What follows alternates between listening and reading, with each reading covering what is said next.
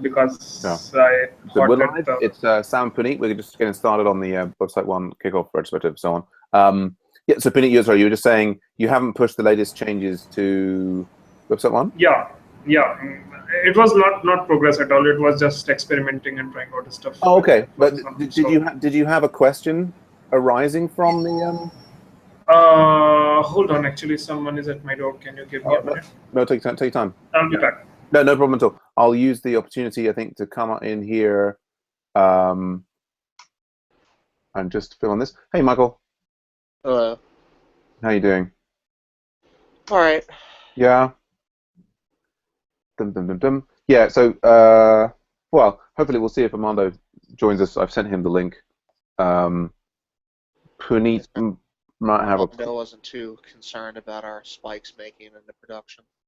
Well, he can't be, given how many spikes made it into production in the autocrates to start with. It's I was hoping he'd have more insight about refactoring tests, but well, we made Yeah, I don't know. I wasn't there for the. Actually, I only caught the tail end of that discussion. What were you hoping to hear? I basically told him how sometimes we end up refactoring tests, especially tests that other people wrote. Right. In the legacy code. And when you refactor a test, of course, you'd like to know kind of why that assertion is there and where in the actual app code would break that. And so it's kind of tricky to refactor tests, especially ones you didn't write recently. And without totally neutering them. Right. And what did he say? Well, he said, I was like, do you have any insight on that? And he kind of interpreted it as like with regards to his course, and he was like, well, I think the key thing is just getting students to think about TDD and start practicing it, and then these things will come more naturally. Well, I think that reflects, I mean, Armando's not a professional coder. He's Whereas a professional. I was hoping that he would have some deep insight. He would, yeah. That is true. He's not a professional coder. And I think it's well, the interesting thing is whether there is any deeper insights into that. I mean, I would imagine that guy Feathers, who wrote the book on refactoring, would be an interesting person to ask about that. What was I just going to say? There about that? Well, Well, anyway, well, you could meditate on it one day, and then Well, I mean, I've got this is when I was just reading this thing about CSS and yeah. Yeah. Hey, Armando, how you doing? Greetings. Hey there. Yeah. So we'll put our little retrospective on hold for 10 or 15 minutes. I think you've only got like 10 minutes. Just to focus on the project scope and that side of things.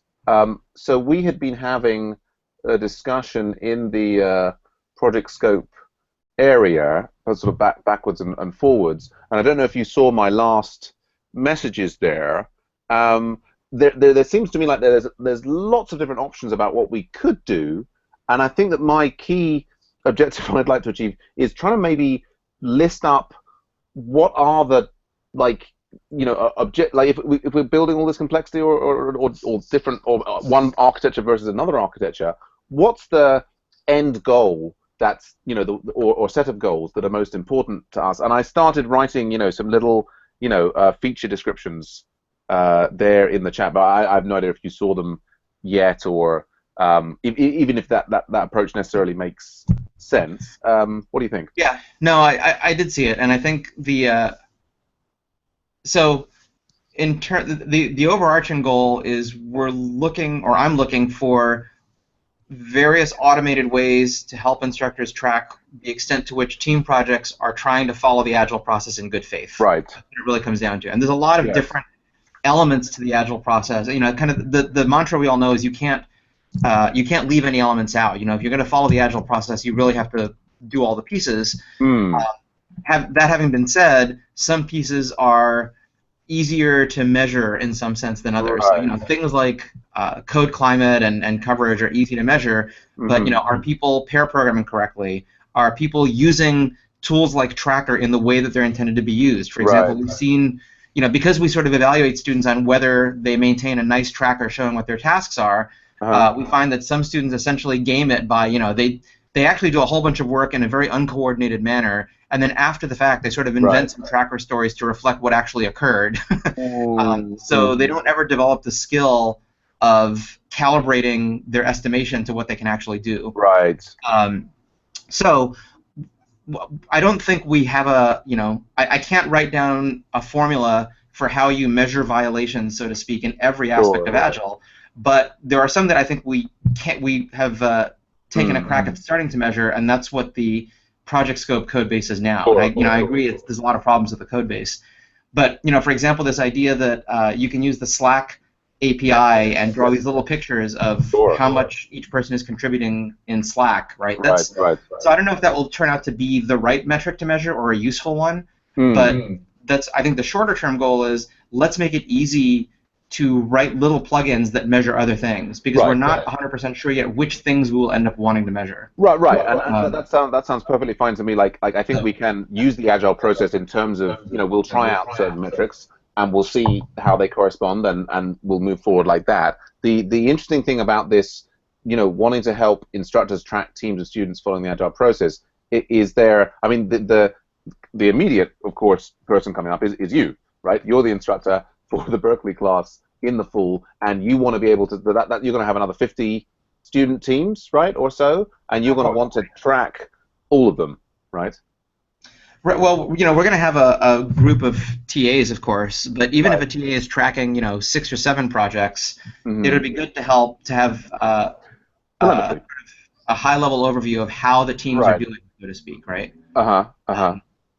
Because for us, what's important is that the teams actually are trying to follow this process. That's where we think a lot of the learning happens. So somebody who builds an interesting piece of software, but they do it by programming the way they have always done it, I think has not gotten as much out of the course as they should. Absolutely. And so my hope is you guys could use this as well for AgileVentures projects. Absolutely. And the way that project scope is at the moment, that's it's an MVP. Like in principle, if that was working, that could be reused by you/your TAs to track the next set with some set of metrics. If it was knocked about. I guess you're also looking to instructors in general. There's obviously we want AgileVentures tracking of projects, but you're sort of thinking about instructors in other institutions, and that was the area where, like, you're imagining that. So, for example, other instructors, but you would imagine that they have their own systems that they want to plug our metrics into. Other instructors, in principle, they could roll their own instance of project scope and use it as it stood up. I guess it's about the user requirements for these other instructors. I see. I guess my naive thought is that it would end up being something like WordPress, where there's various plugins that people develop plugins and you can install them, maybe even without maybe we subsidize standing up a version that a lot of different people can use. Everybody's got their favorite plugins, and someone writes a plugin that's specific to their student cohort or something like that. But I think near term the MVP is make it easy to write plugins, and I have 3 or 4 specific plugins that I know I want, right? And they're basically the ones that are in the current prototype. There's an additional plugin I know I want, which I have students working on right now, at least defining what the plugin is going to compute. There is not yet an API for writing the plugin, so they're not doing any actual coding. But we're going to use the Tracker Analytics API to essentially look for signal that suggests whether students are using Tracker properly. So, for example, if you have a bunch of stories that whose life cycle from story creation to story delivery is 5 minutes, clearly that's they didn't really use it the way it was meant to. They invented a narrative after the fact, and we'd like to know that. So I'm gonna write a blog post about what I've learned in the last week. I've read a bunch of papers on people who actually study this, as it turns out. And there is a well-structured way to think about defining a step of the process that you'd like to measure and how would you detect violations and stuff like that. Right. But I think for this group of people, the most relevant part of the conversation is how can we sort of specify an API that we can write plugins against, and then write sort of a simple engine that lets you just sort of, select which plugins you want. Even if for now, the way that you select plugins is by standing up your own version that requires the correct set of gems, right? That's fine. I mean that seems to me that the simple, like, yes, that's the person simplest will basically just have selection of gems. Each gem calculates the relevant metric, and that's all it does, and that they could be composed into another project scope monolith, or they could all be wrapped in their own separate endpoints, and then there's all sorts of other things. But so I guess maybe what we might do then is focus on gemifying each of the individual metrics and see how far we can get going along. Our immediate hope was that each of those gems would all be used in AgileVentures, providing a project scope-like functionality for all of the projects within AgileVentures.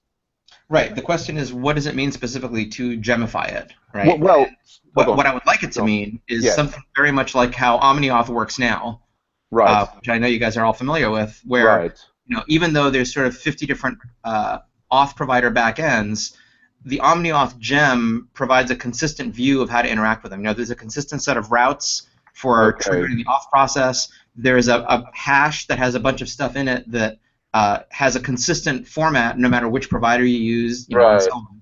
Right. So that's kind of what I'd like us to be able to define, and maybe we could just start a design document around doing this. But for example, most of these gems are going to have to go get some external information from some API. Right. So there will need to be a way to specify what authentication token it should use to do that. Right. There will need to be a way to specify if the gem wants to be able to draw a little graphical representation of its results, right, or maybe there are variants of the representation, there needs to be some standard way that happens. So is it a JavaScript widget? Is it a little Canvas widget? What does it look like? So that is it a partial, where by including the correct partial in your view, you can render the output of that gem's whatever metric it computes? Mm-hmm. So those are the kind of the elements that I'd like to see. And one thing we could do as a suggestion is we could look at the way that Project Scope looks now, which admittedly is not great,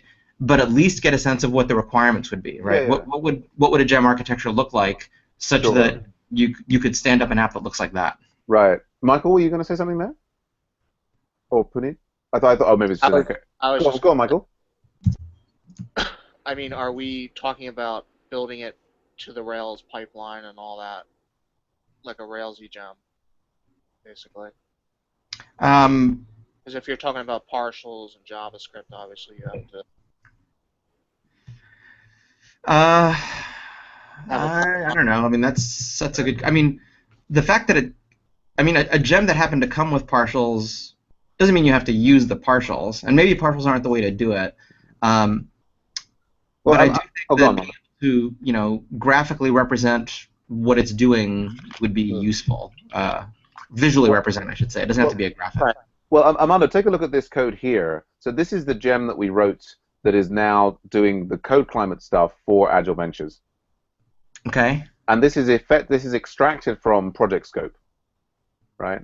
So what this does is it basically grabs the appropriate URL for the badge based upon the project name, and it also extracts the GPA from the badge SVG.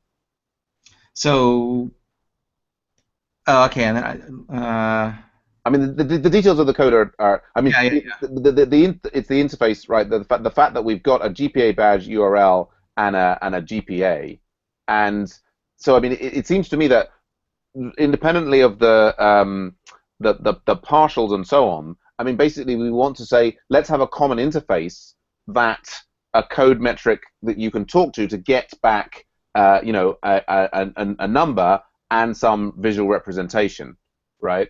So, because if we look at the project scope, right? I think you more or less just said it, right? That there's some method or methods that have standard names that every conformant gem knows how to respond to. Right. And at a minimum, one of them returns some scalar that would be some measure of goodness of that metric. And the other one returns some interesting thing you can display. Right. And I don't know if that's too limiting, but well, I think it's like, so what we've got there is like we've basically this GPA column, we've got that covered now by our gem. And so what we could go on and do is create, like if we look at the commonality between each of them, they each display, a graphic, and there's a sort of a scalar. I mean, there's kind of, like with the Slack one, it starts to get more complicated, and we're displaying a whole kind of layout, but there's no reason that the gem, the gem can use, it can spit out some HTML, or it can just spit out, we can have it so that there is multiple graphics and different things, and then you can refer to that gem in the actual partial. That seems almost in some ways the least of our worries. If we've got, all of the relevant data coming out of a fairly consistent interface in the gem, then, adding a new gem and then adding that to a list of things to be displayed seems like it should be fairly straightforward. Sure, as long as all the ideally, if that page that you just showed for Project Scope were actually an app that was composed of gems, the app would almost be agnostic as to what the gems are, because every row would just be, in each table cell, render the graphic for this gem and be able to sort the column on the scalar for this gem. Right, exactly. But at a minimum, we need to decide on sort of a standard, basically a module definition, right? We need to decide that you should be able to mix this module into any of the gems. Yes. And have the gem respond with its version of, Right. So it sounds like at a minimum, there's kind of three methods, right? There's an initialize method that, among other things, would let you provide the gem with the necessary API key or whatever. In the code climate one, you don't need one, but for example, the Slack gem actually does need a key. Yeah, it needs an API. Yeah, key. Yes, indeed. And then some method that returns a scalar, and some method that somehow returns graphical things. And for that last one, I don't know if the right way to think about it is that it's a partial that can be rendered. If it's a JavaScript widget that follows some standard naming, I don't know. Yeah, we can. I think that the thing to do is, once we look at 5 examples, we can work out some sort of commonality that works best over that first 5, and then we can keep iterating as we add new things there. Michael, were you going to say something? No, I think that covers it. Yeah. So what was I going to say there? I was going to say, we can define that as a module. Yeah. In the first instance, just by, because we don't have Java interfaces, we can just, by making sure that we have a consistent naming across the classes, it walks like a duck, talks like a duck. Basically, if you can do these 3 things on it, you'll be good. Later, we can extract it into a module that's. I'm not sure. There's a module. We can define a module with those kind of methods in it. I'm not sure what else that actually buys us, apart from just a nicer way of presenting the what the high-level interface is. But we can put that in the READMEs, I guess. Well, I think it's worth spending about an hour looking at a couple of the source code for a couple of different OmniAuth strategies to see how they structured it. Right. Okay. Right? Because the nice thing about it is that you really only need the only part of using OmniAuth that changes depending on the strategy is that there's that wildcard in the route that has to match the provider name. Right. But other than that, so kind of looking at the OmniAuth gem itself and looking at a couple of the strategies to see how they manage the namespacing, so that you could declare 5 providers in your app, and other than the wildcard in the route, you actually don't have to have different logic for any of them. Right? That's kind of that seems like a really nice way of managing a standardized collection of gems. So yeah, we'll look into it. Cool. Okay. Cool. Okay. Go on.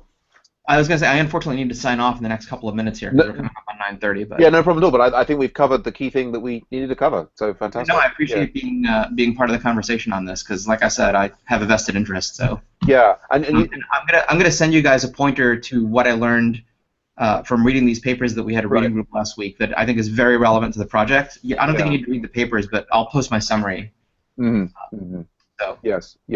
cool. Okay. And when does your class start again? It's like last week of August. Last week of August. I mean, and so you're going to be looking to have, whether it's something, AgileVentures with some plugins or like the existing project scope thing, you're going to be looking to have your TAs start using that from the first week in September. I guess pretty much. Yeah, pretty much. Yeah. Pretty much. Okay. Yeah. I mean, I would love to get all of the things, the students into the projects into AgileVentures in as much as, because that would, I think, would be a fantastic dry run of doing exactly the same thing for the MOOC project course. I agree. We probably should schedule a separate call to talk about the logistics of having AgileVentures handle the projects, and we'll probably need to get a couple of my senior TAs sort of connected more deeply to AgileVentures to do that. Right. Sure. Well, we can talk about that separately. Yeah. So I mean, I'll be less available in Hangouts over the next few weeks, but yeah, still on Slack and email. So great. Okay. Stuff. Thanks, Armando. Okay. Thanks, everyone. I gotta sign off. Bye, Armando. Bye for now. All right. There we go. Interesting. Yes, I guess what the OmniAuth buys you is the ability just to refer to the gems as a way of plugging them in. Well, anyway. Okay. Any thoughts, Puneet and Michael on? I assume it uses the strategy pattern. So delegating to the gem that you're using, yeah. I mean, we can look at further. Maybe I'll look at it over the weekend and we can talk about it. Yeah. Look at it on Monday. Because you'll be around Monday, right? Yeah, I mean, I'll be around Monday, Tuesday, Wednesday, although I may need to restrict the amount of pairing that I do in order to make sure that I've got the requisite things prepared for going away. But yeah, I'll definitely be around.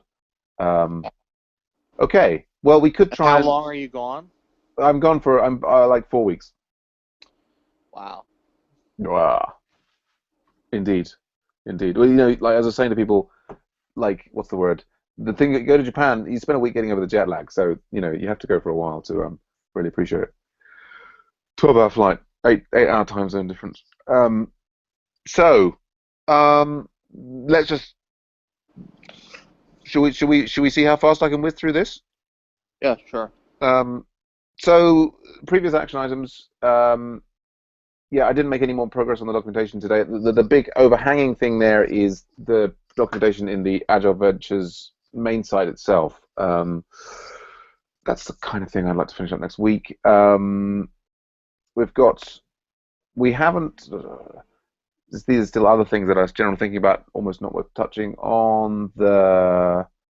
Nitish, on this note, student memberships for AgileVentures. I mean, we've added an element to the premium thing for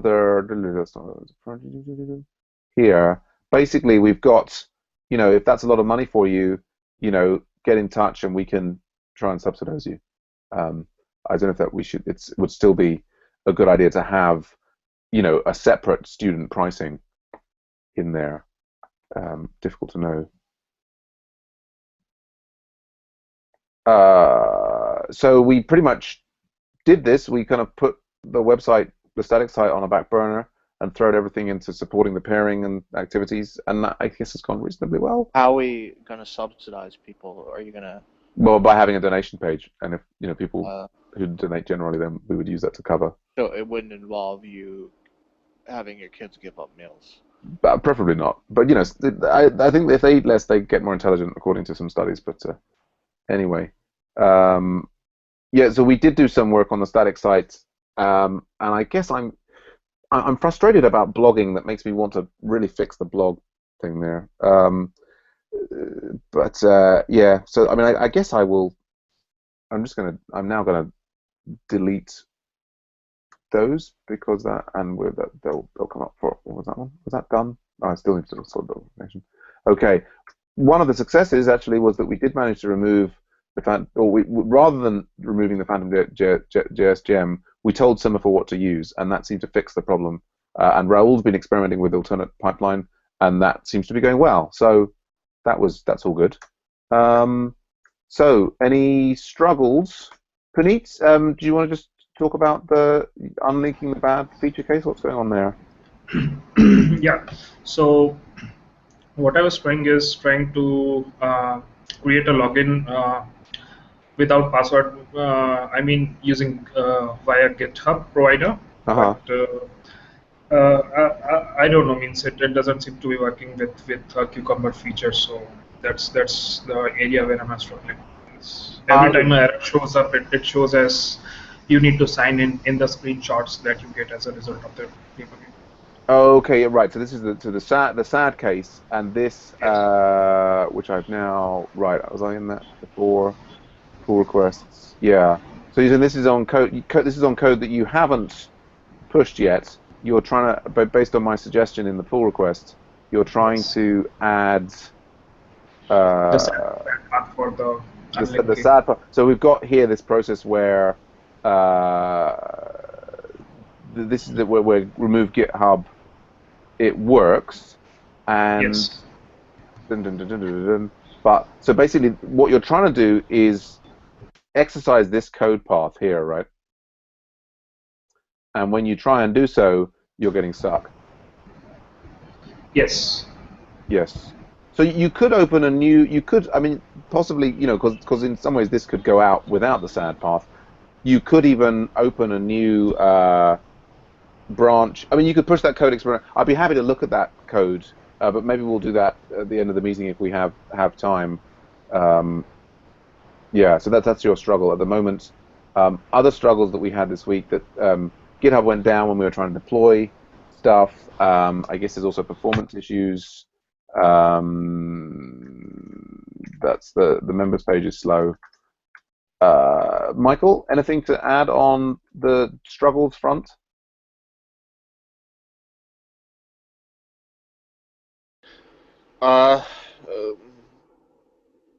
No, just speaking Japanese. That's. Well, you're doing. I think I've seen great improvement this week. We'll put that in as a Michael's Japanese. So some successes. I think just the fact that we got the Karma rolled out. Like finally, is I feel. I mean, despite the fact that the members page is slow loading and things, I think it just. I think it's not going to make a huge difference in the short term, but I think in the long run it could be very beneficial for us. Oof. We will see, but great to get it out. It was great to get that quick code climate stuff out on the projects thing and be able to show an example gem to Armando. That's very pleasing. Yeah, it makes me also think about Karma for projects, but that's another story. Anyway. That we fixed the Phantom.js issue is great. Yeah, Puneet got this temporary fix out for allowing the non-pivotal links. Also made great progress on the GitHub unlinking, and of course Michael's Japanese. Anybody want to say anything else about the successes we've had recently?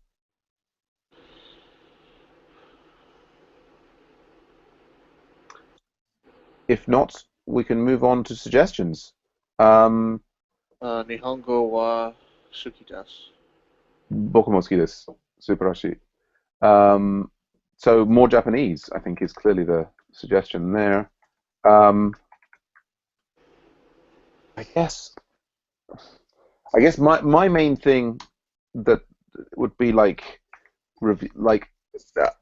feel like with getting the Karma out and fixing certain issues about the pairing thing and this, that, and the other, we've scratched for me some issues, some things that were niggling me about the site. But there are, I don't know, there's a lot of what I would call broken windows in the site, how it looks on mobile. I mean, I guess the performance issue is one. I think I feel like going into a mode of, trying to review the site more just to make the whole thing look a little bit more professional. before we necessarily go for massive new changes. Yeah, of course, we'll see. I mean, I don't know. The premium. I mean, the premium is out there, and that's providing now an income which is at least covering the costs of running the site, which is a huge step forward. What the strategy, there's some magical strategy that would make it all, much easier. I'm not sure. But does anybody else have any suggestions about how we're proceeding or directions that we should be taking?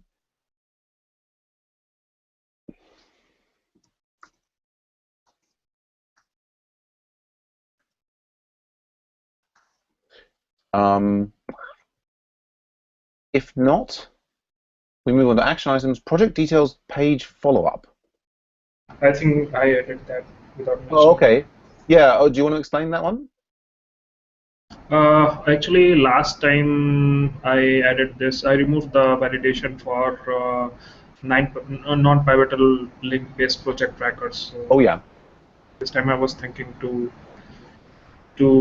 have some sort of interface for projects so that any sort of tracker can be integrated if it implements the same sort of module, like if it behaves like a duck and that's an API, which I mean I think does dovetail nicely with the project scope stuff that Armando wants to do.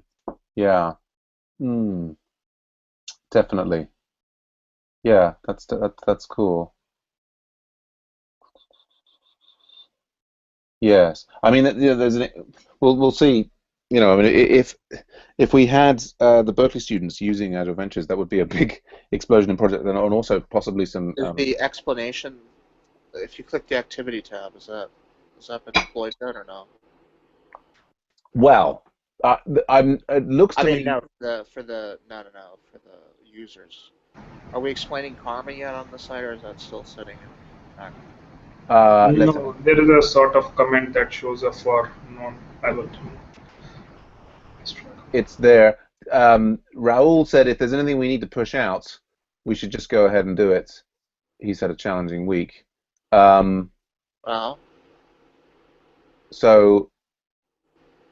I guess, yeah, let's get that explanation out, I guess. I'm feeling quite pleased about some of the refactoring in here. Yeah. So let's come. Well, I think we've covered that. Let's go to Waffle. Oh, one thing is that I've been looking at ZenHub. It's got some really nice features. I'm not saying we should jump to that immediately, but do install the ZenHub plugin, because even if you just install ZenHub, you get this ability to. I think if you're looking at it, let's find something with an issue. If you go to RAG, that's got some issues. Understatement. But like if you go to an individual issue, like with the ZenHub plugin, you've got this move issue, little handy thing there, and so it's basically gives a kind of a waffle-like boards framework. So I think not saying we should switch to ZenHub, but I think do check out ZenHub would be one of my suggestions. But so going to Waffle, we've got this explain where site credit comes from, and then also Airbrake offline that was upgrading the Airbrake gem. I think both of those should just be merged in. I should have probably done them in the other order. Let's see if it lets me do upgrade Airbrake. So let's just get those. And that needs to click update branch. Okay, and then it's going to redo that. Let's get those two out in the background. Okay, so that will be that. In progress, we've got Puneet's working on this user unable to change GitHub username, which is kind of, I guess it's in the review stage, and I've moved it, and please check. And the other one, the Epic Premium membership. Yeah, we've got a few things there. We've got the titles out now. We've got our mentor pages.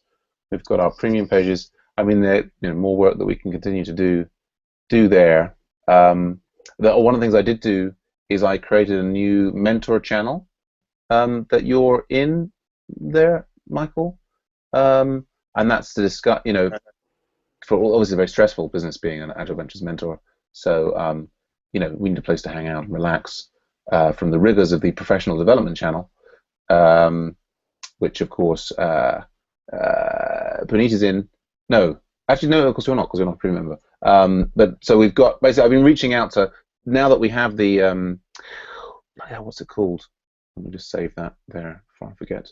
Now that we have the members page with it's sort of the other thing that's releasing the Karma did is it reminded me of all the different people who I've contributed in different ways, to the website, like Motosem and so on. And so I've been reaching out to them and saying, you guys should be mentors, and you should get, we'd love to have you interacting with premium members and so on and so forth. So hopefully that's all building up value for our premium members. So yeah, there still remains to be further documentation work that I need to do. So yeah, and we continue to have.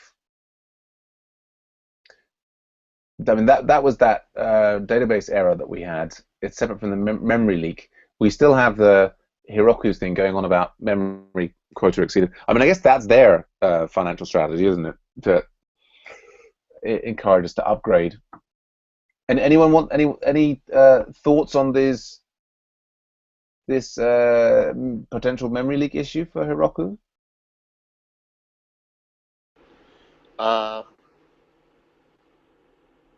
Did that totally bring the site down? I'm not sure. I mean, this original one. Seeing that when I went to the users page, like when we first launched it. Yeah. Karma. Yes. And it just totally failed to load. It was basically that.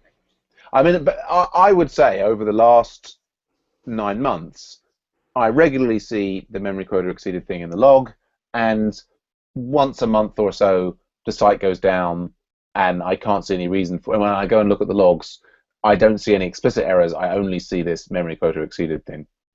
But it's always there, so it's not clear. Yeah, I mean, it would be nice to have a good monitoring solution in place so that we knew what the uptime of the site was. Yeah, I mean, but basically, to the extent that we have more people running Hangouts, all of the Hangouts will hit the site every 2 minutes. I mean, we can work on. It seems fairly clear that we can work on performance for the members page. What's less clear to me is how we profile the memory for the whole system. I mean, I guess it says we need to sit down for a day and say, right, we're going to spend the day investigating how we can profile it. Well, that's true. Yeah. But this is also one of the arguments against the monolith. Right.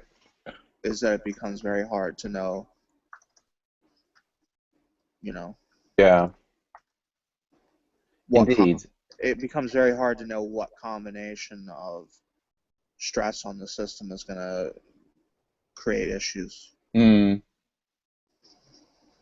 Yes, I mean, and I wonder if,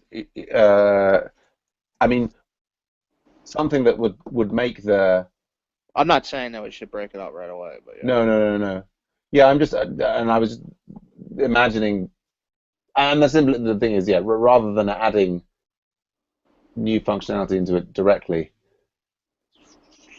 it's making me think about, for example, that we need to maintain these. I mean,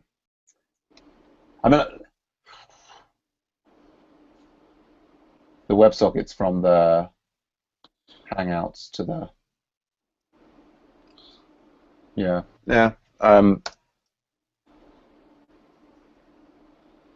I saw some MIT lectures on OCW a while ago. Oh yeah.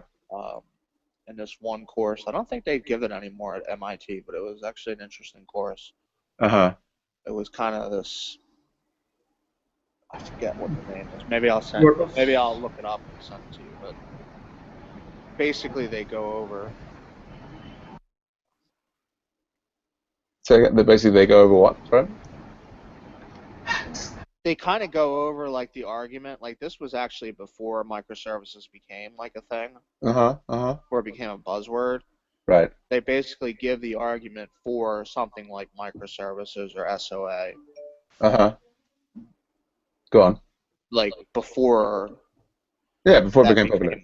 became a buzzword. Like. Sure. Because these lectures were probably recorded like 8 or 9 years ago. Mm-hmm. And basically, the argument is that different parts of the site process at different rates and stuff. Yes. And that if your only option is just to throw more memory and more processor at a monolith, then yes, you don't have much. You're basically gonna pay for the worst part of the site. Do you know what I mean? Sure. Yes. Yeah, I mean, it's sort of the interesting thing is that we do have these different components to the site. Like there's the projects and the members, and I mean, it would be interesting to think about the way in which we could split it up so that you hit one part of the site to do one thing and another part of it to do the other thing. I guess to the extent. Do we know how much memory? I wonder if there's a good way to know how much memory like a request takes. Yeah, I mean, well, that data could be logged somehow. Yeah, Heroku memory profiling,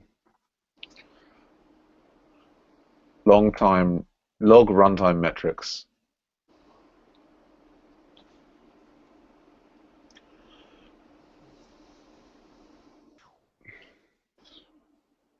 Okay, they have an experimental feature to. Oh, that's interesting.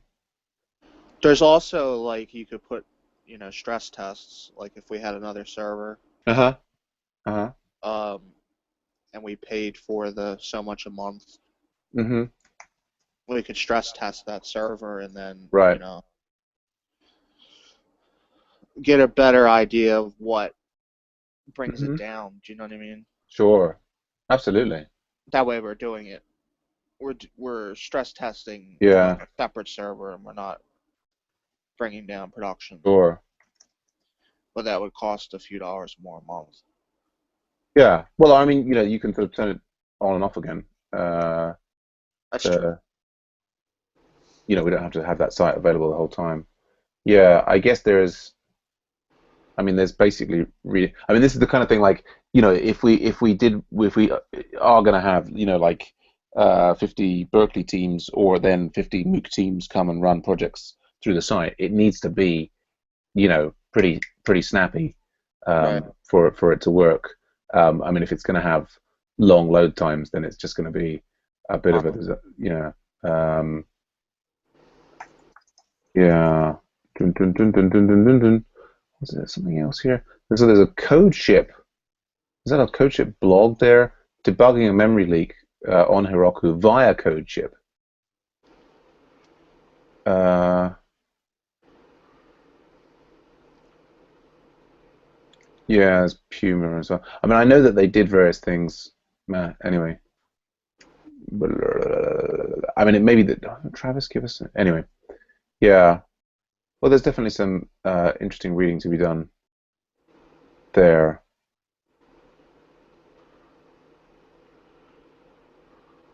Yeah. There's an extent to which, like we've got our events, but if the events and the users, and if the events are associated with projects and with users and so on, it's difficult to see how we can easily like they kind of like if an event is being created relative to a project and to a user, you kind of need them in the same database, right? Right. Although maybe it should be maybe it would be switching to a different database. I guess we need to measure and work out where the performance bottlenecks are, don't we? You mean if you have an event and a project? Mm-hmm. They don't necessarily have to be in the same database. No. But I guess if you're gonna you need to be able to look up the name of it. No. Like what you could have, right, is a front end, right? Right. That just serves it in, say, Express or or even just GitHub Pages. This is the GitHub Pages or whatever, or just whatever. Yeah. And it has some JavaScript that reaches out and queries. Well, I think maybe Express would make the most sense. So it would be an isomorphic app where it queries like Mm-hmm. the back end, and it says, oh, you know, these projects exist, Mm-hmm. and these are their universal IDs, Right. and these events exist, and then it loads the event page, right? Right. Someone, you know, clicks and says, oh, I want to create an event. Says, Mm-hmm. what project do you want? Here's the IDs. Right. Right, and then we know those IDs exist because it was loaded from the project page, Mm-hmm. and then it just fires them off to the events app. Right. So there could be like a kind of an app which was the projects app, which stored all the stuff about the projects, and it would have an API, and Yeah, you would when you you would talk use to the events, yeah. talked the front end, you know, the thing that the user goes to would talk directly to projects. Right. Right. Events app. Yeah. And so if you were, at the point of doing on a new event, like in order to get this drop down, it would dynamic. it would, instead of querying the local database, it would just go and grab. I mean, yeah. And you can even do an isomorphic app, which means that it renders all that JavaScript on the node side before it loads, so it's all fast, snappy, rather than letting it dynamically reach out from the client. Does that make sense? Yeah, it could be grabbing. Yeah, basically on the server side, it would be rendering. It would be like the TMDB. It would be very quick. Cool. Yes. Basically, it would be supplied to the browser at the point of page loading. There wouldn't be a separate AJAX call. Right. Yeah. You could have a constellation of, apps talking to each other, one serving the members, one projects, one events, and so on. I think that's the cutting edge of how people are doing it right now. Cool. So, just looking at this one, I think we've still got this as an issue, only one date on the show event page. We're looking at, this is the show event page for something. I think I clicked on it. What was it? I think I clicked on it. It's still showing we've got a single date and we've got 2 times. It means it could be wrong.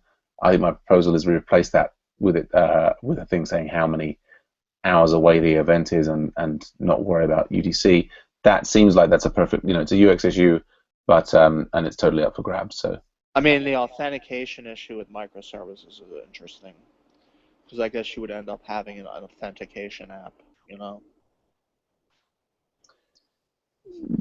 Well, it's less of an issue for us because, for example, all the project data is available to everybody. But if we were to roll out something where there was an authentication need, an administrator, you could have an authentication app that would basically, someone would sign in, it would go through the authentication app. I guess it would give them like a token or something. Right. And then they would pass that token to any app any other service that they had. Uh-huh. And it would say, they'd request on the user's behalf, I want to create an event. In this category, it would say that category was restricted, right? And they would say, here's my authentication token. Right. And then that app would reach out to the authentication app. And say, is this person allowed to do that? Does this token actually exist? Does this make sense? Are they allowed to do this? Blah, blah, blah. Yep. Interesting. Cool. This is no discussion needed on this, right? No. No. All right. Moving on. So feedback on premium sign up. Okay, so this was actually.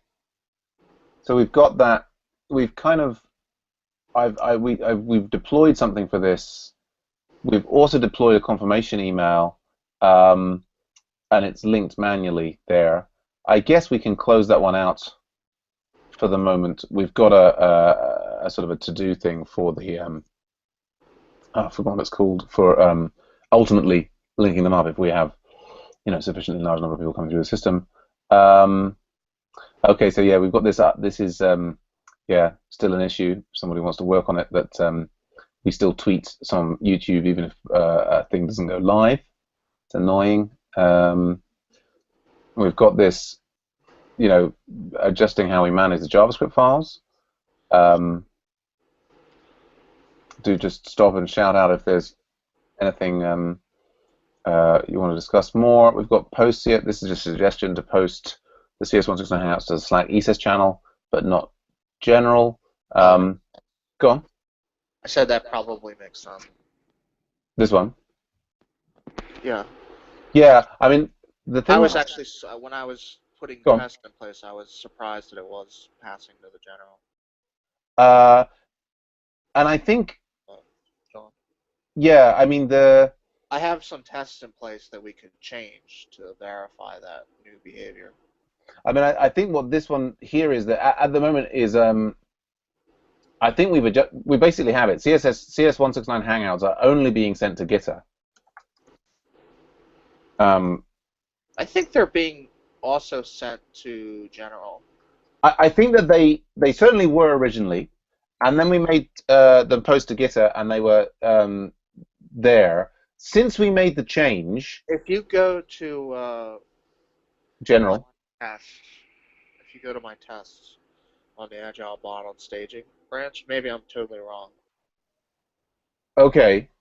Can I rather than doing that, can I just go here to general and say, like, basically, I have not seen any CS169 things come into general in the last 2 weeks, and I'm fairly confident that has been since we made the change, that the new event defaults to the CS169 project. Oh, okay. Then I think that basically cleared that up. I mean, we have still got some outstanding ones of, but anyway, we could also look at you're saying the AgileBot tests on your. Maybe it's not needed, but you can look at the. But certainly the AgileBot tests should. Am I looking at a branch? It's the staging. I think we were working on. Oh, okay. Yeah. Okay. Yeah. Also, but you created some new tests, didn't you? Which are wrapping existing. That's this one here. Yeah, it's a wrapping the existing functionality.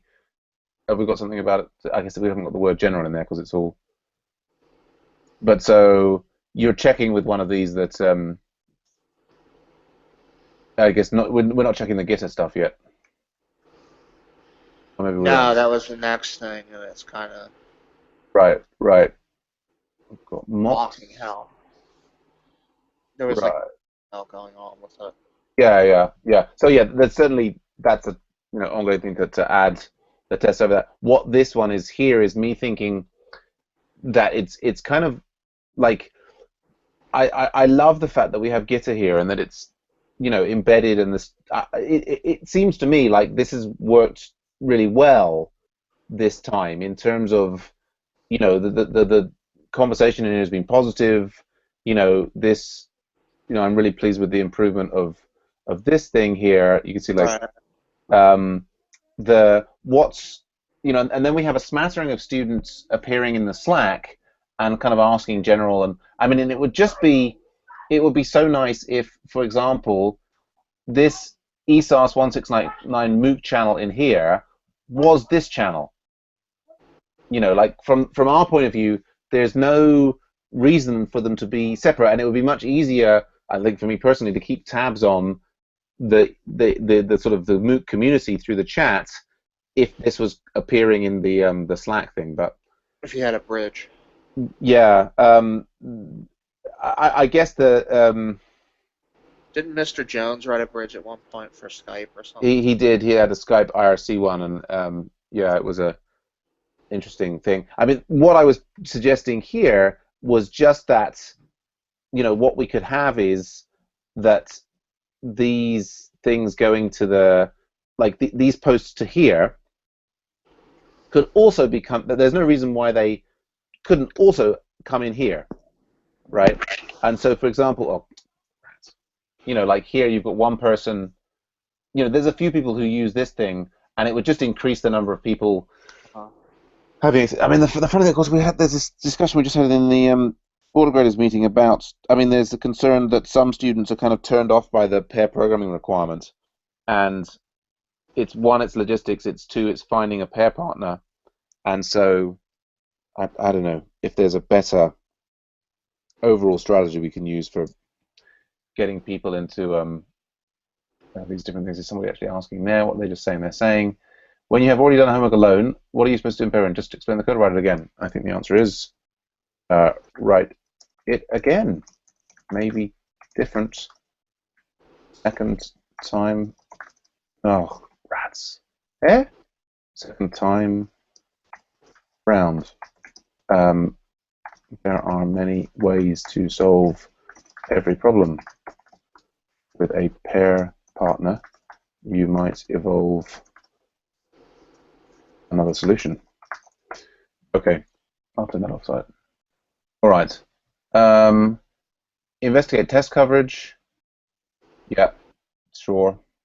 Would someone should do that? I don't know if that needs admin input. It's up for grabs, and we'll find out. Okay. And then failure went there. So there was this old failure there. It hasn't happened again recently. You know, that may, see if we look here, and this is from a while ago, 2 months ago. Did I get a stack trace there? Wrong number of arguments. Some kind of ice cube rule exception. Yeah. Who knows? So, well, that's that. Okay then. So backlog. Yeah. So I think. Yeah. I noticed that the Karma at the moment, it only updates when people save their profiles. It seems to me clearly that it should be run according to a scheduled process. Does that make sense? Yes. So, We're gonna vote on that. say again? We're gonna vote on that. Oh, we could do. Are you guys interested in voting on things? Well, we could do just one. Oh, sure. All right. Yeah. Well, let's do one. Let's do one vote on that, and then maybe we can look at Puneet's thing. So, yeah. Okay. So, website.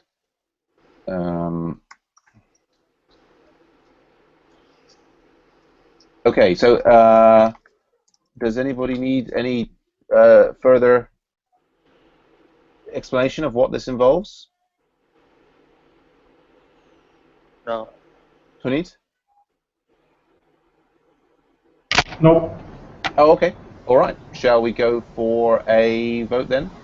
1, 2, or 3? I'll count down. 3, 2, 1, go.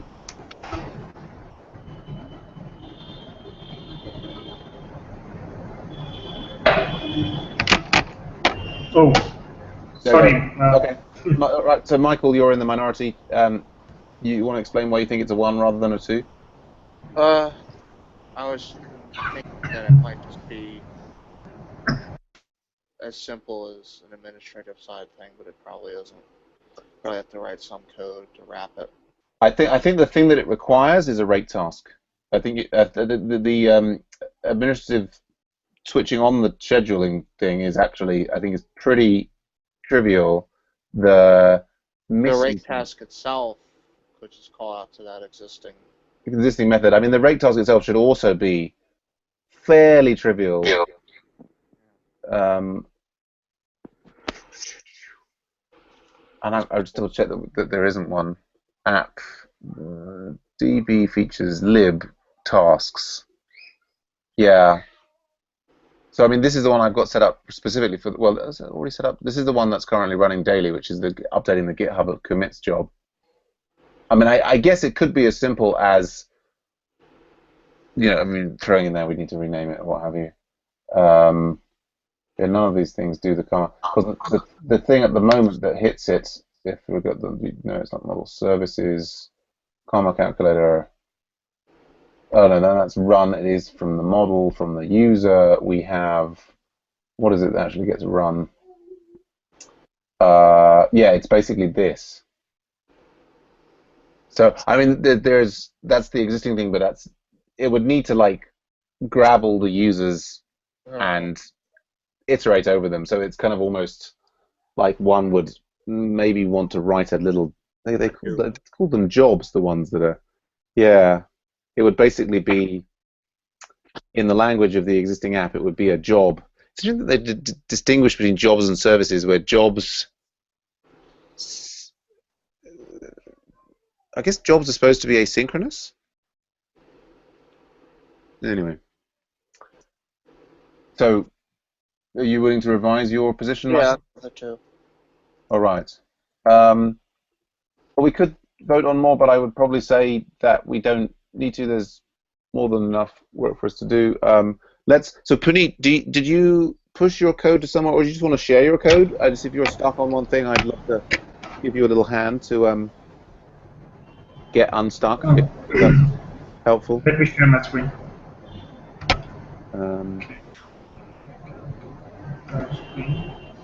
Oh, and I got the geocodes to run, so all the users we know where they're from. That could also do with a task. Okay, can you see the screen? I can see your screen. Yes. Yes. Go. So the last one in the blue, actually. Okay. So you've got. So I'm just. So this is the sad path, is it? No. Oh, the uncommented one there. Okay, the commented one. Right. And you want to see the failure.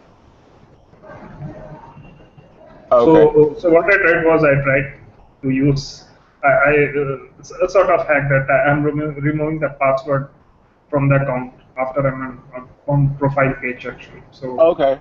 Right. But as soon as it reaches this step, it just shows up that error that can't find the remove GitHub link, and when I see the snapshot, it says that you need to sign in order to access this page.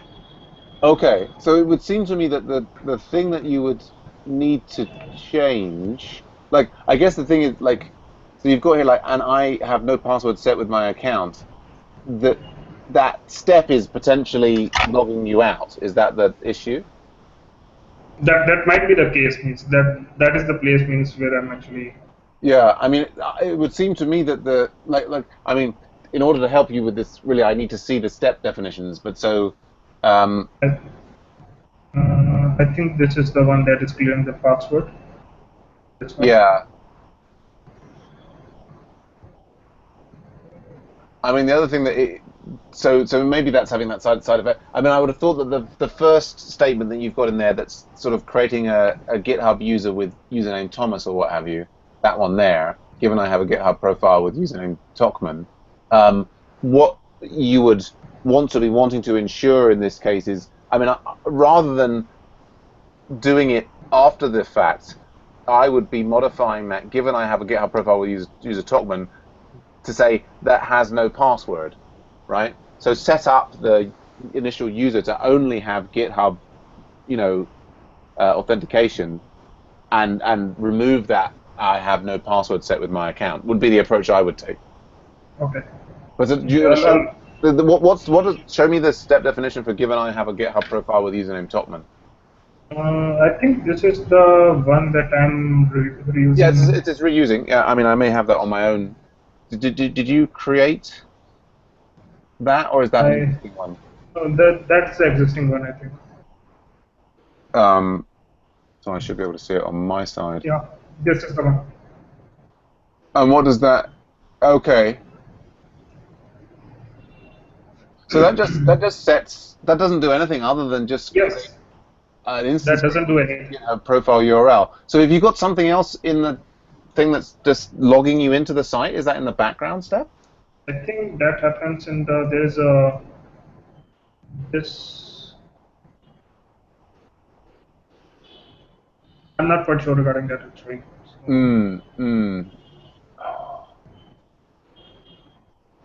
I'm just looking here. Is this your pull request? Oh, in the background there. Right, I was doing the pull requests, and I should deploy these elements. Is this now?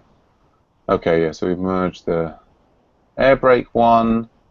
So that leaves the feature file like GitHub account, but actually the code that I want to be looking at. But do you have which feature file are you in? User management. It's user management. User management features. user management feature. Right. So the background step here is given I am logged in as with username Bob, current email, what have you. Yeah, this basically creates a certain kind of user. So I mean, what I would be tempted to do here is I mean, you've got here like a background step that's creating a situation that's different from the kind of one that you fundamentally want. I would be tempted to move like I mean, we've already got here like more than kind of a reasonable screen of features in that single user management feature. I would break out, you know, like a user GitHub management feature and stick, you know, your happy and sad path in there, and then you can kind of adjust the back, you know, remove that logging in from the background step, you know, without the fear of, you know, disrupting all of the other scenarios in there. I think there's definitely a rule of thumb for me. I think if you get more than like a screen and a bit's worth in a single feature file, that basically it's then going to become increasingly hard to add things because of the dependencies you'll end up like between the background steps. Right. Yeah, So yeah, that makes sense. that would be my advice. So, well, I think we're done, unless there's anything else anybody would like to discuss. So, should I make this as a part of same pull request, or it should be a separate one? Well, I think that's up to. I would maybe have it as part of this same pull request because, you know, I don't imagine that. Yeah, I would say so. I mean, it's sort of up to you, really. It doesn't, you know. I mean, I think I'm not going to merge this in right. I guess I could merge this in right now. It kind of. I guess you've tested it manually that it works, right? No, I've written the test feature as well as. I mean, this is the thing is we've got. I mean, we've got the. Oh, regarding the sad path you're talking. I mean, the sad path is not tested, but that did you see the this flash notice appear when you ran it like manually? No, not this one, not this one. No, okay. Well then, okay. So I think what I won't do, I won't merge that now. I've noticed I've just the branch is updating, so you should pull down. I would say yeah. Let's clean this up and let's get, you know, this pull request have, you know, a new feature file and that it has the happy and sad path in it, and it's all, you know, it's a good solid pull request. Yeah. Sure. All right. Good stuff. Yeah. Anything else that we need to cover at all?